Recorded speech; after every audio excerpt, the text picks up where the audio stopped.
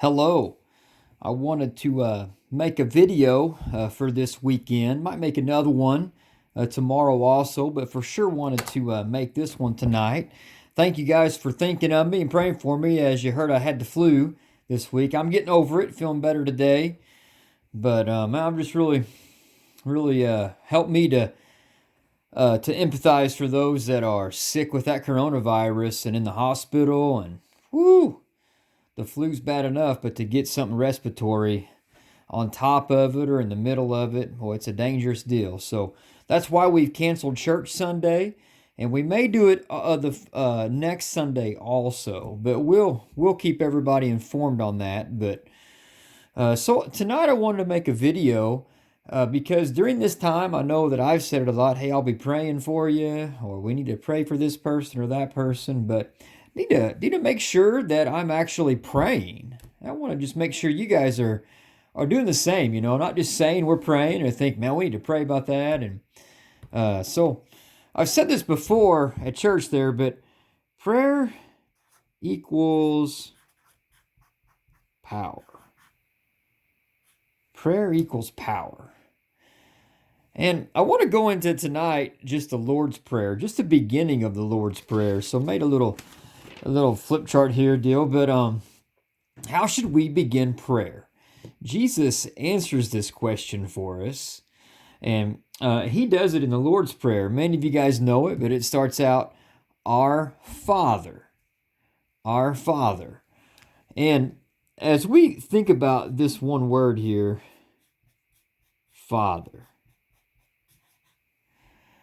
I don't think there are too many words in our vocabulary, in the world's vocabulary, that are as powerful as that word, Father. What do you guys think about that? Do you agree with that?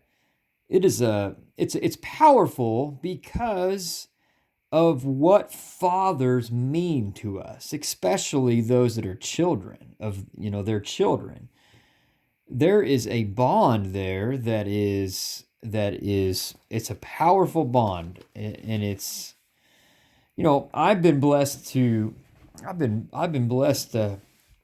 be raised by a dad that I love and respect. I think the world of.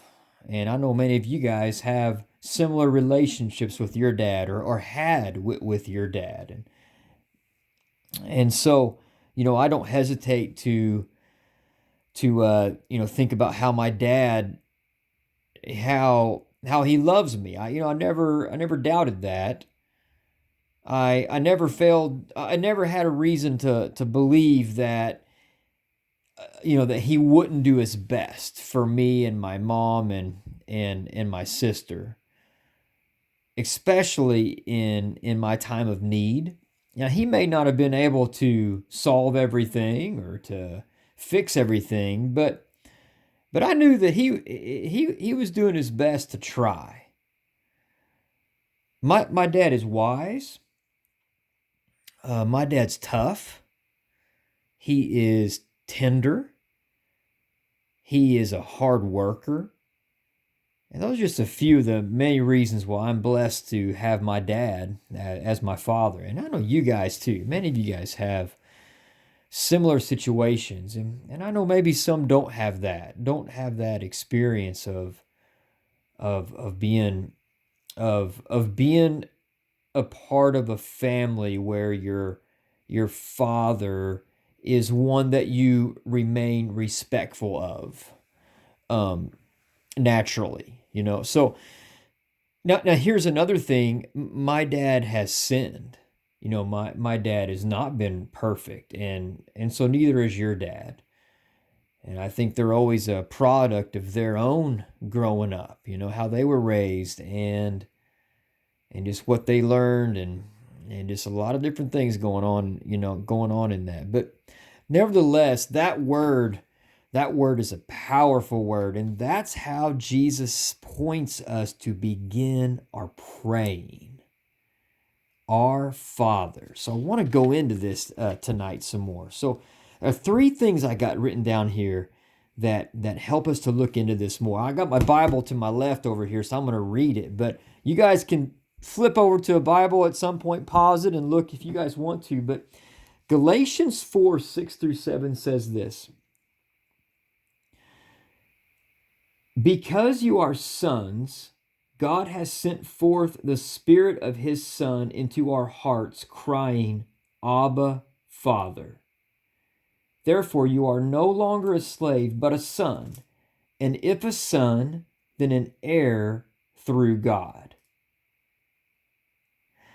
There is a lot to unpack in that verse, but just to see one thing, adopted. We are adopted into God's family. This adoption was secured through Jesus. John chapter 1, verses 12 says this: but as many as received him, that's Jesus, to them he gave the right to become children of God, even to those who believe in his name, who were born not of blood, nor of the will of the flesh, nor of the will of man, but of God. Ephesians chapter 1, verse 13 here says that this has been confirmed in our lives in this sealing of the Spirit. Ephesians chapter 1, verse 13. In him you also, after listening to the message of truth, the gospel of your salvation, having also believed, you were sealed in him with the Holy Spirit of promise. Now, here is what these things culminate to: that we have been adopted into God's family. So formerly we had hearts that were dark, that were slave to sin. And then through the work of Jesus on the cross, we have been forgiven, and our hearts have been made that of a child. Not just anyone's child, as John chapter 1 says, but God's own children through adoption. And so as we think about one word connected to this, that this Spirit that's been given to us as a pledge of what? Of our inheritance. So Jesus has secured our right to be a child of God. We have been adopted.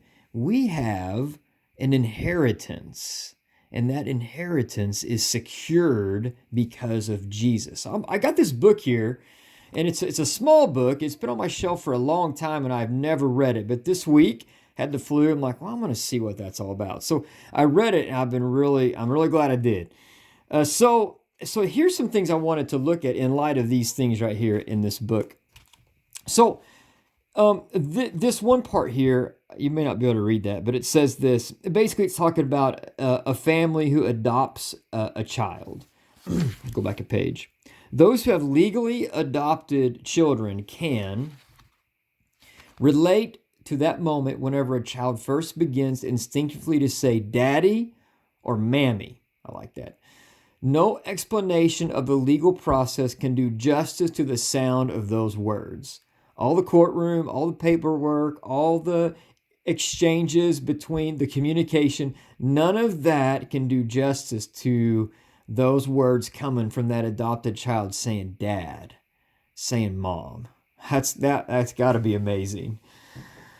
And so it goes on. It says, and what God desires most of all is that his children not only possess the legal right to the privileges of adoption, but that they have a nature that can respond to them in words that betray the intimacy and closeness of their new relationship. Instinctively, they say, Abba, Father. Calvin, a guy that was like back in the day with another guy named Martin Luther, kind of the same time period, he says this: he, while he is the true son, has of himself been given us as a brother, that what he has of his own nature may become ours by benefit of adoption, if we embrace this great blessing with sure faith. So Jesus is God's true son. He's come down as a true son, and and given his life so that we might be made rightful heirs, that we might be adopted into God's eternal family. And so when we get back to prayer, one more deal from this book here. When we get back to prayer, specifically there in Romans, I haven't read that yet. Let me read Romans 8. Romans 8 says this about prayer. It says, we haven't received a spirit of slavery again, back into the law, back to the slave of sin, but we've received this spirit of a child, in which we cry out, Abba, Father. Abba, Father. And this is interesting what this guy says. He says, what is not often appreciated is that this cry arises in the context of weakness and unbelief. It is because we are weak and suffering, troubled by 1,000 cares, that the Spirit helps us cry. The word cry, which Paul uses, is used elsewhere of the agonized cries of those in distress. In our most troubled times, we have access by the Spirit's help to God as our Father. That is the encouragement held out to us. At our very lowest, when there is nothing else left, our deepest instinct is to say, "Oh, Father." And we have the assurance, He who did not spare His own Son, but gave Him up for us all, how will He not also along with Him graciously give us all things? So I'm going to stop the video here. It's getting long, but I'm going to go on into some practical things in the next video. So to recap, just this one is that Jesus begins up, he sets us off in teaching about prayer here, in this short prayer, the Lord's Prayer, but he sets us off on this sure footing of addressing God as our Father. And it's sure because he has secured this for us.